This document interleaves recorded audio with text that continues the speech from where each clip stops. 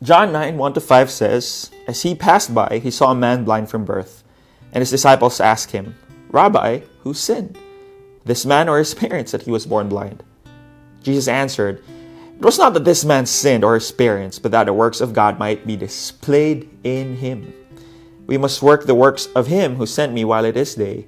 Night is coming when no one can work. As long as I am in the world, I am the light of the world.'"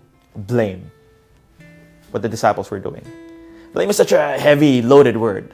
Blame is when we see something wrong, see something not working, or see something that should have been done but it wasn't, our brain immediately goes to, whose fault is this? Who can I point fingers to? And maybe that's a logical thing. Or maybe the reason why we go into that way of thinking is because it's the easier route. It's our nature to think of that. Something is wrong, someone has to be blamed. Someone is at fault. The problem is though, yes, people should be held accountable. There are consequences to our actions. There are consequences to sin.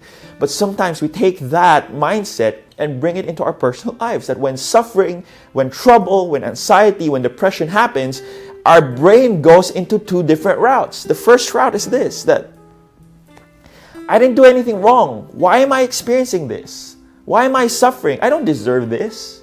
Or the other route, which is, I deserve this fully. This is all my fault. And this is what the disciples were doing.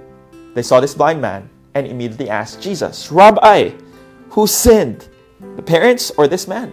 But Jesus' answer is just, and let me rephrase this, because this is what Jesus said.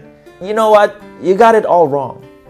It is not about someone's fault. There's no one to blame in this. Yes, there are our sufferings, our cost of our sinful nature. That's why Jesus Christ defeated it on the cross. But I love how Jesus changed the mindset of these disciples. It is not about that. I'm about to show you what I'm going to do. I'm about to show you my glory in this particular issue, in this particular struggle.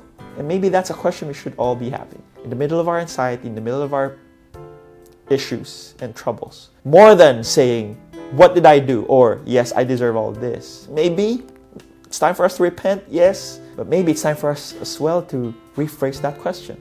Maybe the question should be, Jesus, what are you doing? And what are you about to do? What are you about to show me? What are you teaching me? Maybe it's time for us to say, Jesus, open up my heart. I want to see your glory. That in the middle of my darkness, you promise that you are the light of the world. And so I'm going to look for that light. I'm going to look for that glory. And maybe let this be an encouragement for you. That maybe it's not about blaming yourself or other people, but it is about seeing the glory of God. Something to think about. Have a great day.